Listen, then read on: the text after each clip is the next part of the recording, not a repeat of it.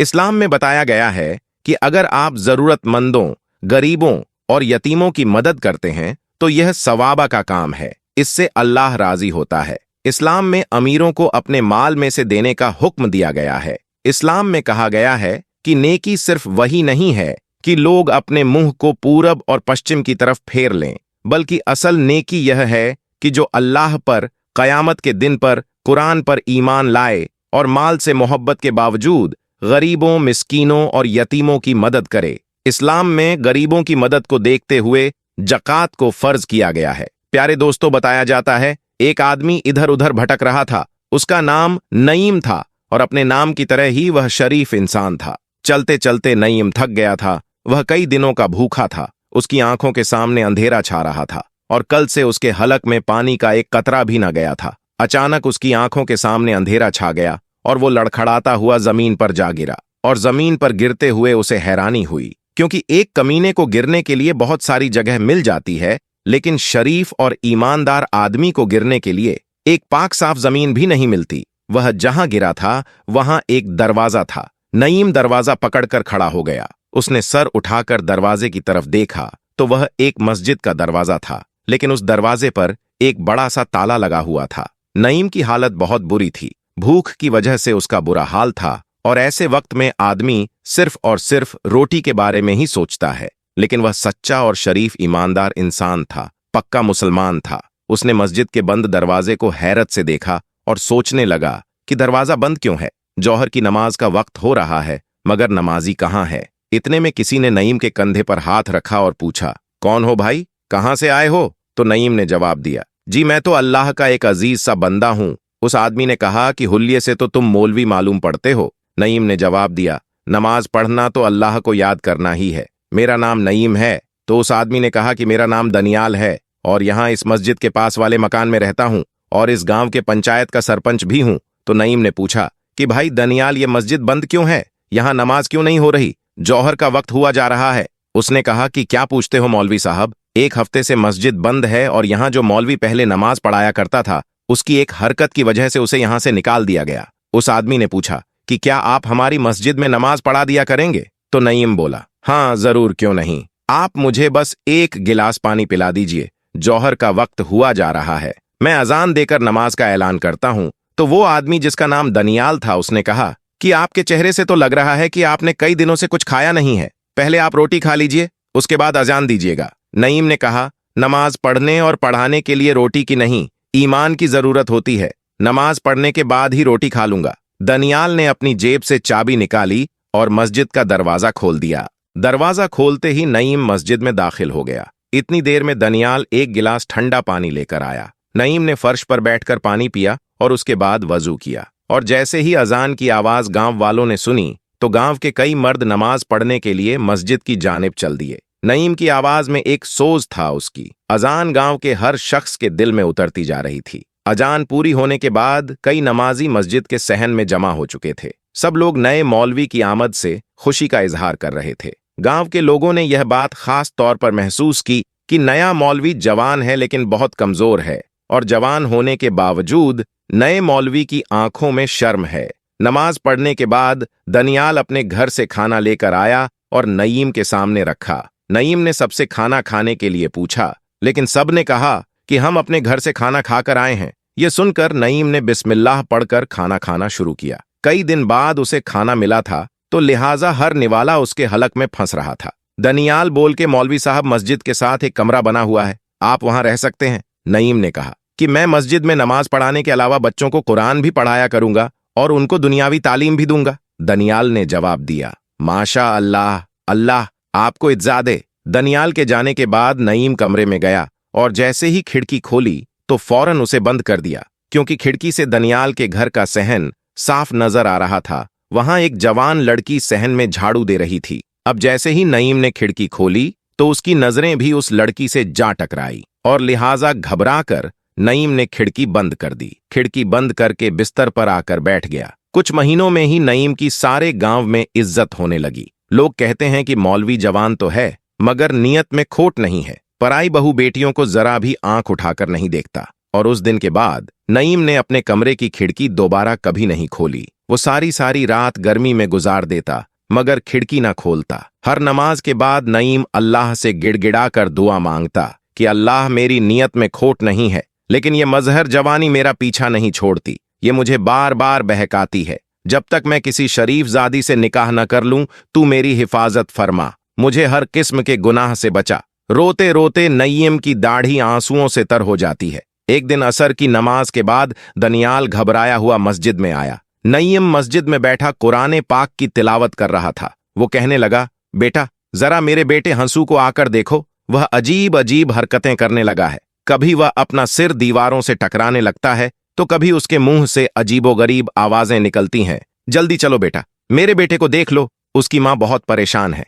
नईम दनियाल के साथ उसके घर की तरफ दौड़ पड़ा। जब कमरे में दाखिल हुआ तो उसने देखा कि 14 साल का एक लड़का चारपाई पर लेटा है। उस लड़के के हाथ पैर चारपाई के साथ बंधे हुए हैं। उसके सिरहाने उसकी मां बैठी हुई है और पास ही में वह लड़की खड़ी है जिसे नईम ने पहले दिन खिड़की से देखा था। नईम की नजर पड़ी तो उसने फौरन अपनी आंखें नीचे कर लीं और उसने कहा कि मुझे एक गिलास पानी ला कर दो। नईम को पानी का गिलास दे दिया गया। अब आप लोग दीवार के साथ खड़े हो जाइए और कोई भी मेरे काम में दखल नहीं देगा। इसके बाद नईम ने हंसू के हाथ और पैर खोल दिए और फिर कुरानी आयत की तिलावत शुरू की। नईम ने बुलंद आवाज में कुरान मजीद की तिलावत शुरू की। नईम इलाज कर ही रहा था कि हंसू के मुंह से एक अनजानी कड़क आवाज निकली। कौन है तू? क्यों मुझे तंग कर रहा है? नईम ने कहा, तू कौन है? इस मासूम बच्चे को क्यों तंग कर रहा है? जिन्न जोर से दहाड़ा और बोला, इस बच्चे ने, इसके दोस्तों ने मुझे बहुत परेशान किया है, मुझे जख्मी किया है। तो नईम बोला कि इस बच्चे ने तुम्हें तंग कैसे किया?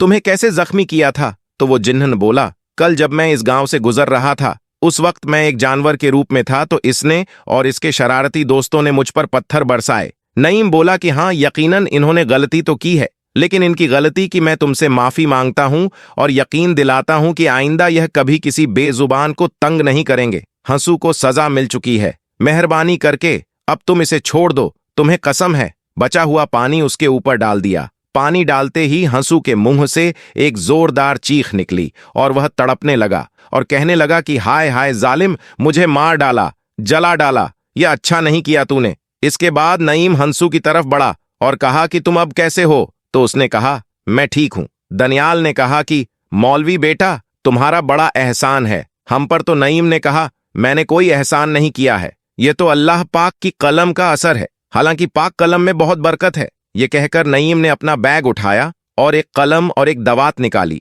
दवात खोलते ही पूरे कमरे में जाफरान की खुशबू फैल गई। नईम ने कलम को जाफरान में डब्बो दिया और ताबीज लिखने लगा था। ताबीज लिखने के बाद नईम ये ताबीज दनियाल के दाएं हाथ में दिया और कहा कि इस ताबीज को चमड़े में लपेटकर हंसू के सीधे बाजू पर बांध देना। इस वाक्य के तीसरे दिन असर की नमाज के बाद नईम मस्जिद में बैठा हुआ था तो हंसू भागता हुआ आया और सलाम करके कहने लगा कि आपको अब्बा जान ने बुलाया है। तो नईम ने अपना बैग उठाया और तेज तेज कदमों से हंसू की तरफ चलने लगा।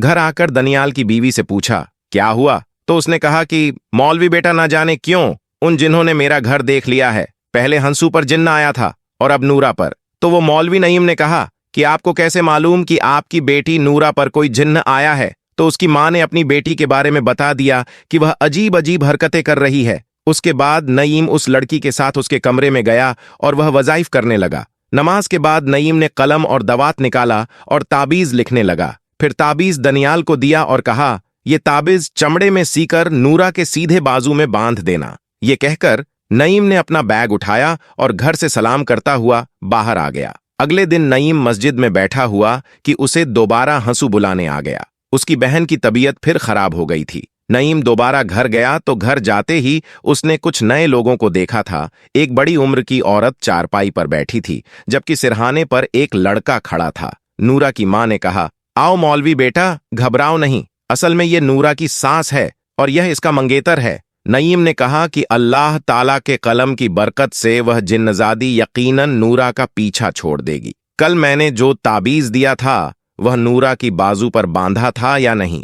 तो उसकी मां ने कहा कि मौलवी बेटा, मैंने तो रात को ही उसके दाएं हाथ पर ताबीज बांध दिया था, लेकिन सुबह देखा तो वह ताबीज उसके बाजू पर नहीं था। नूरा से भी पूछा मगर उसे भी मालूम नहीं था कि रात के वक्त यह ताबीज कहां गया। इसके बाद नईम सबके साथ कमरे में चला गया और इलाज शुरू कर दिया और कुरान पाक की तिलावत और वजीफा पढ़ता रहा और उसे कहने लगा कि तू जिन्नजादी है, औरत है, इसलिए मैं शराफत से कह रहा हूं कि इसे छोड़ दे, इसकी शादी होने वाली है। अगर तूने इसे नहीं छोड़ा तो यह सुनकर वह बोली कि शादी वह भी इस लड़की की भूल जाओ, क्योंकि वह शख्स जो कि इस लड़की से शादी करेगा वह शादी की पहली रात ही दर्दनाक मौत से मारा जाएगा, और यह मेरा वादा है और यह पत्थर की लकीर है। उसकी बात सुनकर उसकी होने वाली सास और मंगेतर का रंग सफेद पड़ गया। इतने में नूरा अचानक अपनी जगह से चलती हुई दीवार की जानिब बढ़ी और डंडा लेकर उसके होने वाले शौहर और उसकी मां को मारने लगी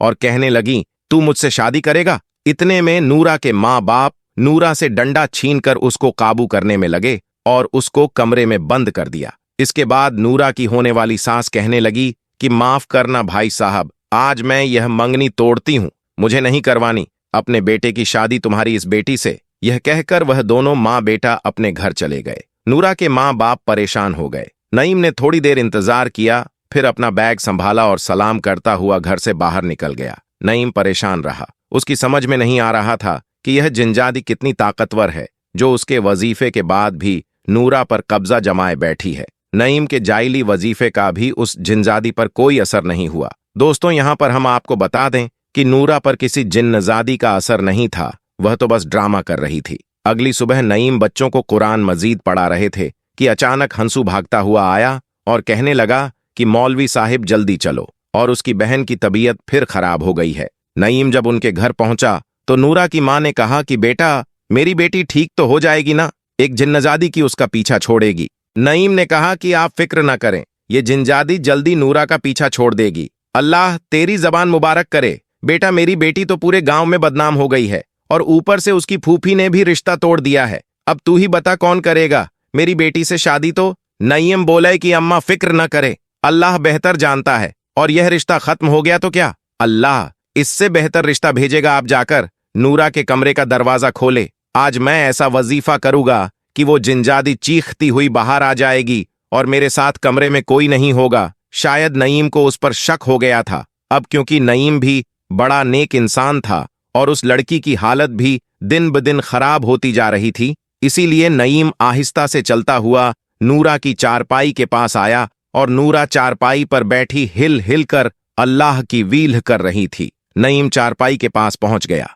थोड़ी देर तक नूरा को देखता रहा और फिर बोला, नूरा, अब तुम ये नाटक बंद कर दो, तुम्हारे ऊपर कोई जिन्जादी नहीं है, मुझे मालूम है। नईम की बात सुनकर नूरा खामोश हो गई और नईम को घूरने लगी। उसने कहा, तो तुम्हें पता चल गया है कि मैं ड्रामा कर रही थी? नईम ने कहा, हाँ, मुझे पता चल गया है, और तूने अपनी आंखें लाल की हैं। तो नूरा ने कहा, मैंने अपनी आंखें ग्लिसरीन डालकर लाल की है। नईम ने कहा कि तेरे इस नाटक की वजह से तेरे माँ बाप कितने परेशान हैं। नूरा बोली कि मुझे अफसोस है इस बात का, लेकिन मैं मजबूर थी। मैंने नाटक रिश्ता तोड़ने के लिए किया था। तो क्या तुझे यह रिश्ता मंजूर नहीं था? हाँ, मेरा उसके साथ कोई जोड़ नहीं था। तो नईम ने कहा कि अगर तुझे रिश्ता मंजूर नहीं था तो सीधे सीधे इनकार कर देती, इतना नाटक करने की क्या जरूरत थी? नूरा ने कहा, मेरा रिश्ता तब किया गया था जब मैं झूले में थी और शादी के वक्त भी मुझसे नहीं पूछा जाना था। मैं 10 जमात पास हूं और उसने तो कभी स्कूल की शक्ल तक नहीं देखी। लेकिन अब तेरा क्या होगा? आसपास हर जगह तो तू मशहूर हो गई है कि तू अजीबो गरीब हरकतें करती है। यह सुनकर नूरा कहने लगी, मुझसे शादी वही करेगा जिसे मालूम है कि मेरे ऊपर किसी जिन्जादी का कब्जा नहीं है। नईम ने कहा, क्या मतलब? तो लड़की बोली, या तो तू बहुत मासूम है या फिर बन रहा है। नईम बोला, क्या मतलब है तेरा? नईम सब कुछ समझ तो गए थे लेकिन अनजान बन रहे थे। नईम ने कानों को हाथ लगाए और अपना बैग संभालकर कमरे से बाहर निकल गया। क्या हुआ बेटा? नूरा की मां ने कहा। बेटा क्या? जिन्जादी ने नूरा का पीछा छोड़ दिया। तो नईम बोला कि जी, बहुत ही जल्दी जिन्जादी नूरा का पीछा छोड़ देगी। नूरा की मां परेशान थी कि इससे अब शादी कौन करेगा। फूफी ने तो उसका रिश्ता तोड़ दिया है। आसपास के गांव में तो मशहूर हो गया है कि इस पर जिन्जादी है और दूल्हे को यह मार डालेगी। इतने में नूरा की मां बोली, बेटा, तुझे तो सब कुछ मालूम ही है ना, तो क्या तू करेगा मेरी बेटी से शादी? यह सुनकर नईम ने कहा कि मैं आपकी बिरादरी का नहीं हूं, कहीं ऐसा ना हो कि आपकी बिरादरी के लोग बुरा मान जाए। लड़की की मां ने कहा कि इस मुश्किल वक्त में कौन सा मेरी बिरादरी मेरे काम आई जो मैं बिरादरी का बुरा मानने के बारे में सोचो। नईम ने कहा, फलां गांव में मेरी खाला रहती है, मैं सवेरे जाकर उनको ले आऊंगा। आप उनसे मेरी शादी की बात कर लेना, नईम ने अपनी रजामंदी जाहिर करते हुए जवाब दिया था। तो दोस्तों, यह वीडियो आपको कैसा लगा? अगर पसंद आया हो तो लाइक जरूर करें और चैनल को सब्सक्राइब करना बिल्कुल ना भूलें। खुदा हाफिज।